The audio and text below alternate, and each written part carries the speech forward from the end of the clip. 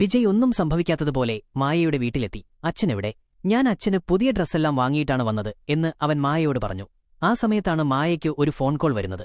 അച്ഛൻ ആത്മഹത്യ ചെയ്തു എന്ന വിവരമായിരുന്നു അത്.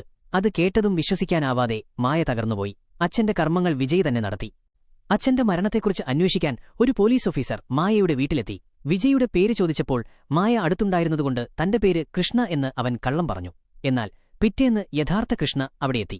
താൻ ആ പെൺകുട്ടിയെ അന്വേഷിച്ചു വന്നതാണെന്നും ആശുപത്രിയിൽ അവളുടെ അഡ്രസ്സുണ്ടെന്നും അത് കിട്ടിയാൽ അവളെ കണ്ടെത്താൻ കഴിയുമെന്നും കൃഷ്ണ വിജയിയോട് പറഞ്ഞു. നീ ആദ്യം പോയി ഫ്രഷാക്ക്, എന്നിട്ട് നമുക്ക് ആശുപത്രിയിൽ പോകാം എന്ന് പറഞ്ഞ് വിജയ് കൃഷ്ണയെ അകത്തേക്കയച്ചു. ആ സമയം നോക്കി വിജയ് വേഗം ആശുപത്രിയിലെത്തി അവിടുത്തെ രജിസ്റ്ററിൽ നിന്ന് മായയുടെ അഡ്രസ്സുള്ള പേജ് കീറിയെടുത്തു.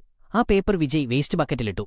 എന്നാൽ ലിഫ്റ്റിൽ വരികയായിരുന്ന കൃഷ്ണ ഇത് കാണുകയും വേസ്റ്റ് ബിന്നിൽ നിന്ന് ആ പേപ്പർ എടുക്കുകയും ചെയ്തു. സത്യങ്ങളെല്ലാം മനസ്സിലായെങ്കിലും കൃഷ്ണ വീട്ടിൽ തിരിച്ചെത്തി വിജയിയോടൊന്നും ചോദിച്ചില്ല. അവിടെയുണ്ടായിരുന്ന ആൽബത്തിൽ നിന്ന് മായയുടെ ഒരു ഫോട്ടോ അവൻ വിജയ് അറിയാതെ എടുത്തുമാറ്റി. എനിക്ക് നിന്നോടൊരു കാര്യം പറയാനുണ്ട് എന്നു പറഞ്ഞ് കൃഷ്ണ വിജയിയെ ഒരു സ്ഥലത്തേക്ക് കൊണ്ടുപോയി. അവിടെ വെച്ച് കൃഷ്ണ ഒളിപ്പിച്ച ഫോട്ടോ വിജയ് എടുത്തു. ഞാൻ കുറേനാൾ തിരഞ്ഞുകൊണ്ടിരുന്ന പെൺകുട്ടി ഇവളാണ്. നീ രക്തം നൽകിയത് ഇവൾക്കായിരുന്നു എന്ന് വിജയ് കൃഷ്ണയോട് പറഞ്ഞു. എന്നാൽ ഇതൊന്നും കേൾക്കാൻ കൃഷ്ണ തയ്യാറായില്ല. അവൻ വിജയിയോട് ദേഷ്യപ്പെടാൻ തുടങ്ങി.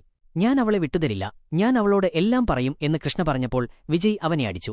ആ അടിയിൽ കൃഷ്ണ ഒരു കൊക്കയിലേക്ക് തെറിച്ചു വീണു. വിജയ് അവനെ പിടിക്കാൻ ശ്രമിച്ചെങ്കിലും രക്ഷിക്കാനായില്ല. കൃഷ്ണയെ രക്ഷിക്കാൻ കഴിയാത്തതുകൊണ്ട് വിജയ് ആകെ തകർന്നുപോയി.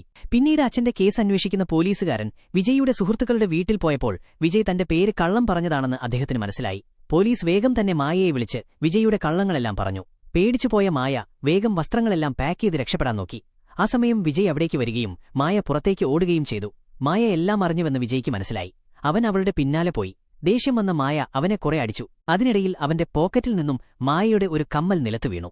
അത് കണ്ടുനിന്ന മായയോട് വിജയ് പറഞ്ഞു, നിനക്ക് അപകടം സംഭവിക്കുന്നതിനു മുൻപേ ഞാൻ നിന്നെ പ്രണയിച്ചിരുന്നു.